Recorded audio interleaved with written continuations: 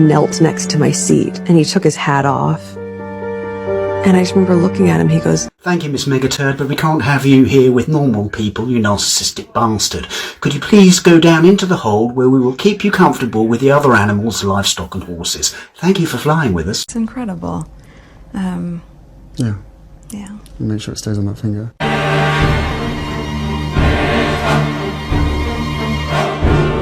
My name is Catherine, and tonight we're in my bedtime story den. I'm Meghan, the Duchess of Sussex, and today I'm going to read to you my book called The Bench.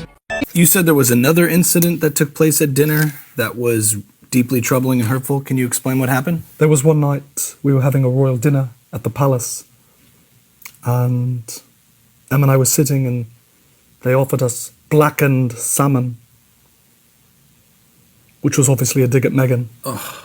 But for my brother and his wife, they preferred Chilean sea bass, which is a whitefish, and it hurt. Both you and Meghan had the blackened salmon. Your brother had the sea bass. Yeah. Was it good? Oh no, it was delicious. That doesn't sound so problematic. Well, I think the British press would have you believe that through leaks. There's certainly unconscious bias. And I love my brother. I love my family.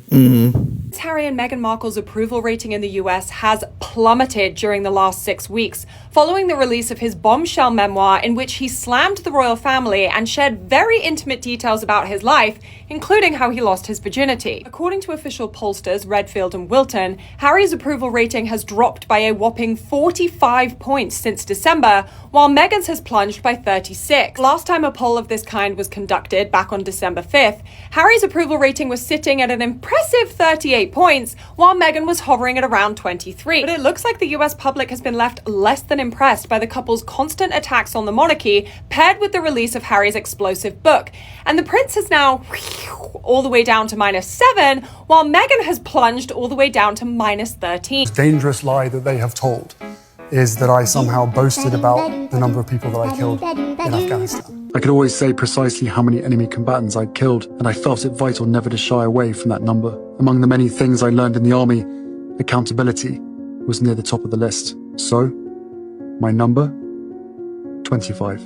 While in the heat and fog of combat, I didn't think of those 25 as people. They were chess pieces removed from the board. Fine, they had the whole section, they ripped it away and just said, here it is, he's boasting on this. Part of this family and the platform that comes with that is an incredible responsibility.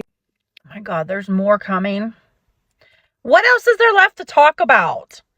And apparently there's funeral footage too. Like, what a responsibility, right? This platform you have. Come on. Remember that what is transpiring, what's being created is an illusion. When you try to prove that you're good and that you're not the person they say you are, you're taking the bait. You're feeding the beast. It is an illusion. Your work is not to prove your goodness. You know who you are, both of you. And whenever you're ready to open your eyes.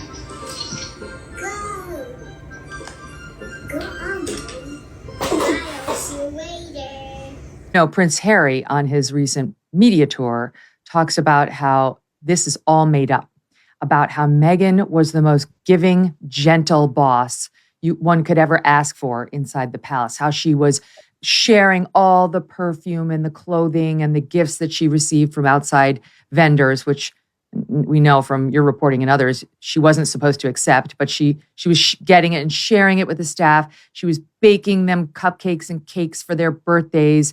She was just a Mother Earth over the staff, the way Harry tells it. Not true?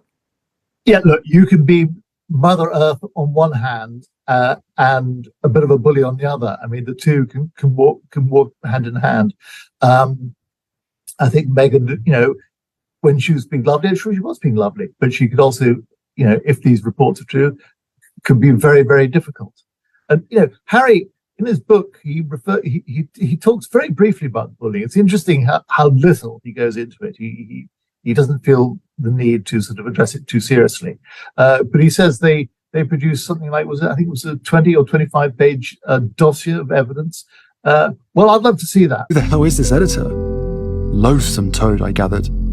Everyone who knew her was in full agreement that she was an infected pustule on the arse of humanity, plus an excuse for a journalist. An infected pustule on the arse of humanity. Where does that sit with being nice to women, being supportive of women, being a feminist? Where's the apology for that female newspaper editor? We are now getting all of the numbers in from Harry's book sales, and it is not looking good here in the United States. People are not only making fun of him, but he has only made 629,000 copies sold, which is nowhere even near Obama's book, which was 831,000 copies. Here's number 2. Everybody's talking about Prince Andrew and how wrong he was and everything that he did. Well, Yacht Girl is now trending on Twitter. Want to know why? Meghan was a yacht girl. Thank you so much for watching. I hope you've enjoyed this. I'm sure you've heard by now, but we have new merch. Check out my new merch. That is on teespring.com, and I believe it's /Real Housewives Recaps, but I put a link in the description of this video as well. So check it out for everything, and I hope you have a great rest of your week. I'll talk to you again soon. Bye-bye.